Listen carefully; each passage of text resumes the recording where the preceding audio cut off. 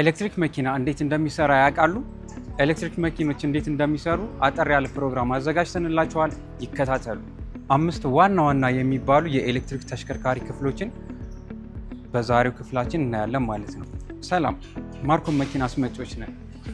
ስለ ኤሌክትሪክ መኪኖች ትምህርታዊ ፕሮግራሞችን፣ ምክረ ሀሳቦችን፣ ጥንቃቄዎችን ለማግኘት ይህንን የዩቲዩብ ቻናል ሳብስክራይብ፣ ላይክ እንዲሁም ሼር ማድረግ እንዳይረሳ። ኤሌክትሪክ ተሽከርካሪዎች እንዴት እንደሚሰሩ እናያለን። ኤሌክትሪክ ተሽከርካሪዎች ዋና የኃይል ምንጫቸው ባትሪያቸው ሲሆን ይሄ ባትሪያቸው ደግሞ ኃይልን በኤሲ ወይም ደግሞ በዲሲ ቻርጅ ሊደረግ ይችላል ማለት ነው። ይህን ቻርጅ ያደረግነውን ባትሪያችንን ወደ ሞተራችን ኃይልን ያስተላልፍልናል ማለት ነው። እዚህ ጋር አንድ ማየት ያለብን ነጥብ ባትሪያችን ኃይልን የሚሰበስበው በዲሲ መልክ ነው። ይህንን ዲሲ ኃይል ደግሞ በቀጥታ ወደ ሞተራችን ማስተላለፍ አንችልም።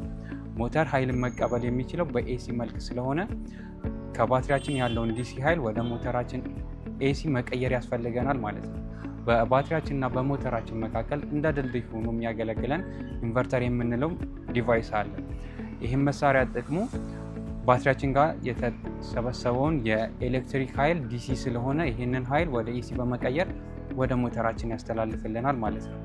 ከዚህ በተጨማሪ ኢንቨርተራችን ሌላ ተጨማሪ ጥቅሙ ከባትሪያችን የሚመጣውንም የኃይል መጠን እንዲጨምርና እንዲቀንስ በማድረግ ይቆጣጠራል ማለት ነው። ለምሳሌ BYD ሴጉል በአንድ ቻርጅ 405 ኪሎ ሜትር ነው የምትሄደው።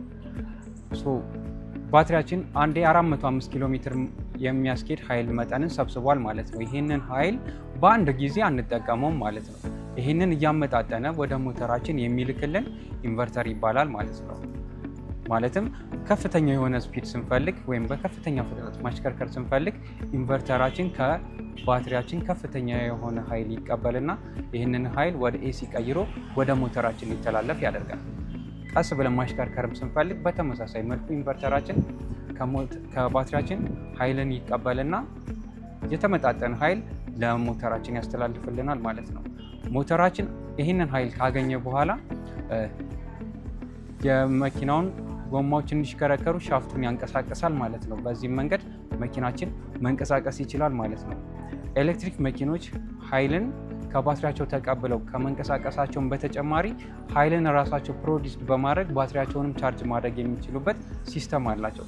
ይሄ ሲስተም እንዴት ነው? ኤሌክትሪክ መኪናችን በፍጥነት እያሽከረከርን ወዲያውኑ ፍሬም በምንይዝበት ሰዓት ወይም ደግሞ እንቅስቃሴያችንን በምንቀንስበት ጊዜ ሞተራችን እንደ ጄኔሬተር ያገለግላል ማለት ነው። ያ ማለት ሞተራችን ኃይልን ይሰበስብና ይህን የሰበሰበውን ኃይል ወደ ባትሪያችን ተመልሶ ቻርጅ እንዲያደርግ ያደርጋል ማለት ነው። በዚህ ስራ ኢንቨርተራችን አሁንም ከፍተኛ የሆነ አስተዋጽኦ አለው። ማለትም ኢንቨርተራችን ሞተራችን ፕሮዲውስ ያደረገውን ኃይል እንደገና ወደ ዲሲ በመቀየር ደግሞ ባትሪያችን ጋራ እንዲሰበሰብ ያደርግልናል ማለት ነው። 5 ዋና ዋና የሚባሉ የኤሌክትሪክ ተሽከርካሪ ክፍሎችን በዛሬው ክፍላችን እናያለን ማለት ነው። አንደኛ ኦንቦርድ ቻርጀር። የኦንቦርድ ቻርጀር ዋና ዓላማው ኤሌክትሪክ መኪናችንን ቻርጅ ስናደርግ ኤሲ የነበረውን ኃይል ወደ ዲሲ መቀየር ነው። ኤሲ ኃይል ማለት በቤታችን ወይም ደግሞ በስራ ቦታችን የኤልፓን ኃይል ተጠቅመን መኪናችንን ቻርጅ ስናደርግ የሚመጣው የኃይል መጠን ኤሲ ስለሆነ ባትሪያችን ደግሞ ኃይል የሚሰበስበው በዲሲ መልክ ነው። ስለዚህ ይህንን ኤሲ ኃይል ወደ ዲሲ በመቀየር ባትሪያችን ጋር ሴቭ ለማድረግ የሚጠቅመን ዲቫይስ ነው። ዋና ዓላማው ኤሲ የነበረውን ኃይል ወደ ዲሲ መቀየር ነው ማለት ነው። እዚሁ ላይ ኦንቦርድ ቻርጀራችን ኤሲ ኃይሉን ወደ ዲሲ ሲቀይር የኃይል መጠኑንም ይቆጣጠራል ማለት ነው። ለምሳሌ ከፍተኛ የሆነ ኃይል የሚመጣ ከሆነ ያንን ኃይልም ይቆጣጠርልናል ማለት ነው። ከዚህ በተጨማሪ ያለውንም የቴምፕሬቸር ሁኔታ ለምሳሌ ሙቀት ሊሆን ይችላል ወይም ደግሞ በጣም ቅዝቃዜ ሊሆን ይችላል። ይህንንም ሁኔታዎች እየተቆጣጠረ የባትሪውን ሴፍቲ ይጠብቃል ማለት ነው። ይህም የባትሪ ሄልዛችን ረጅም ጊዜ እንዲያገለግል አንደኛው ኦንቦርድ ቻርጀራችን ትልቅ ጥቅም አለው ማለት ነው። ከዚህ በተጨማሪ ኦንቦርድ ቻርጀራችን በጣም የተለያየ ሬንጅ አላቸው። ለምሳሌ በሲንግል ፌስ ቻርጅ ስናደርግ ከ3.7 እስከ 7.2 ኪሎዋት ኃይልን ማስተላለፍ ይችላሉ ማለት ነው። እንዲሁም ደግሞ በስሪ ፌዝ በሚሆንበት ጊዜ ደግሞ እስከ 22 ኪሎዋት ኃይልን ማስተላለፍ ይችላሉ ማለት ነው። እዚህ ጋራ ኪሎዋት ስል ሌላ አዲስ ቃል እንዳይመስላችሁ። ኪሎዋት ማለት ዓለም አቀፍ የሆነ የኤሌክትሪክ ኃይልን ለመግለጽ የምንጠቀምበት ስያሜ ነው። ይሄንን ኃይል ደሊቨር ማድረግ ይችላል ማለት ነው። ይሄም የቻርጅ ፍጥነታችን ላይ ከፍተኛ የሆነ አስተዋጽኦ አለው። ለምሳሌ BYD ሲጉል 405 ኪሎ ሜትር የምትሄደው መኪና ኦንቦርድ ቻርጀራችን በ7 ኪሎዋት ቢሆንና 22 ኪሎዋት ቢሆን የተለያየ ኃይል ያስተላልፋል ማለት ነው። ይህም የቻርጅ ሰዓቱ ላይ የሚወስደውን ጊዜ ላይ ልዩነት ይኖረዋል ማለት ነው። ከዚህ በተጨማሪ ኦንቦርድ ቻርጀሮች የባትሪ ሄልዝን በማስጠበቅ ሁኔታ ከፍተኛ የሆነ ጥቅም አላቸው። ሁለተኛ ባትሪ። የባትሪ ዋና ዓላማ ኃይልን መሰብሰብ ሲሆን ይህም ወደ ሞተራችን ኃይልን በማስተላለፍ መኪናችን እንዲንቀሳቀስ ማድረግ የሚችል ክፍል ነው። ባትሪያችን የተለያየ የኃይል መጠን መሸከም ይችላል።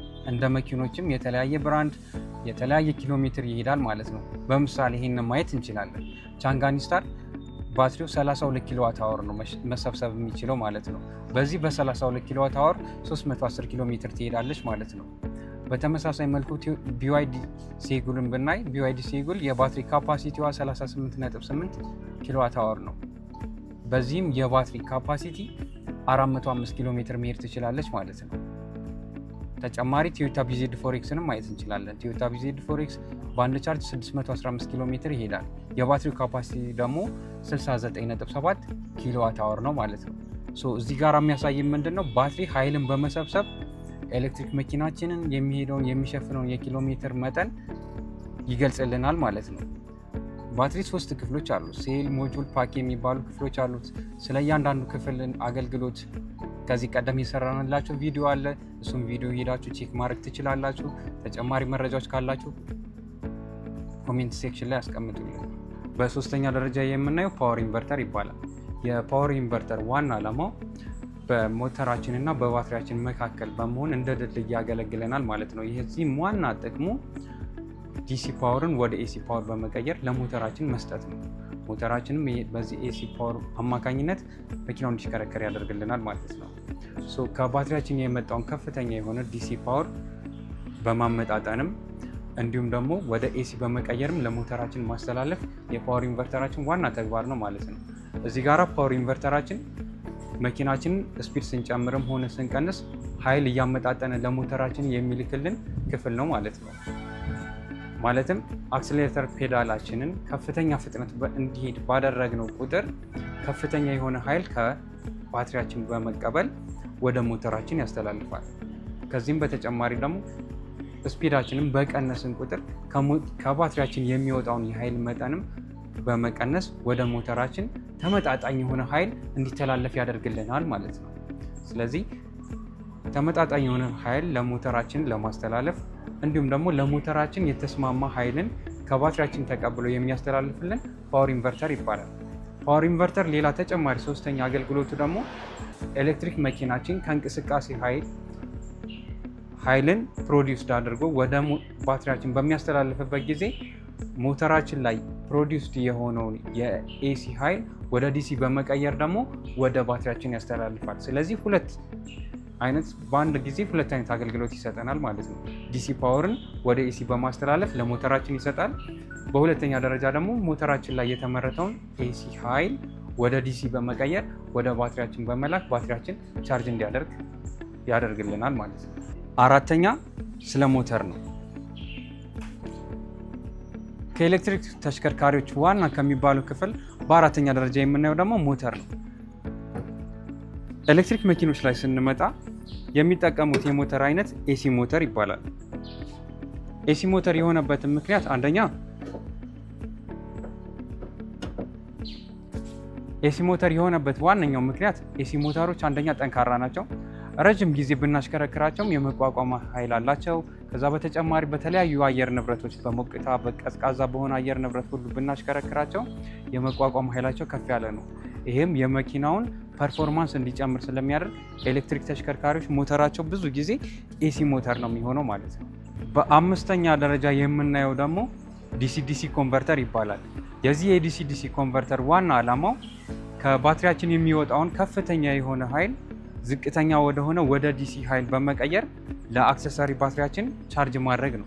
አክሰሰሪ ባትሪያችን ዋና ጥቅሟ መኪናችን ውስጥ ያሉ የካሜራ ሲስተሞችን፣ የኢንፎቴይንመንት ሲስተም ማለትም የሚዲያ ሲስተሞችን እንዲሁም ደግሞ ቻርጅ ሲስተሞችን ዊንዶችንም የምንቆጣጠረው በኦክሲላሪ ባትሪያችን ስለሆነ እቺ ኦክሲላሪ ባትሪያችንን ቻርጅ ማድረግ ነው ዋና ዓላማው።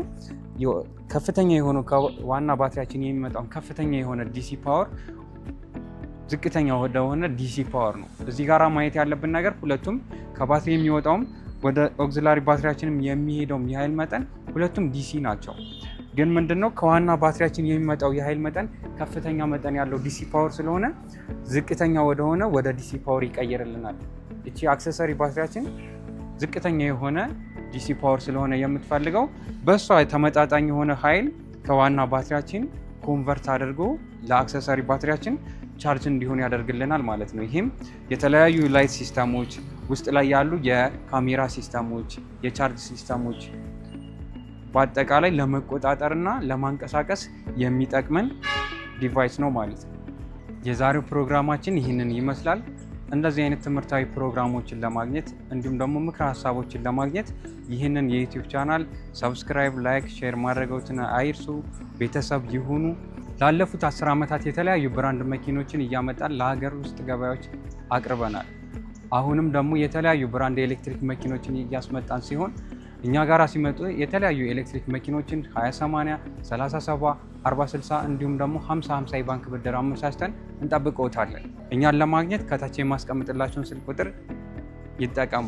የዛሬው ፕሮግራማችን ይህንን ይመስላል። ስለተከታተሉን ከልብ እናመሰግናለን። በቀጣይ ፕሮግራም እስከምንገናኝ መልካም ቀን። ማርኮኖች ነን። ነገም አብረን እንሰራለን። እንዴ አልሄድኩም። እስራኤል ጋር እኮ ነው የገባው።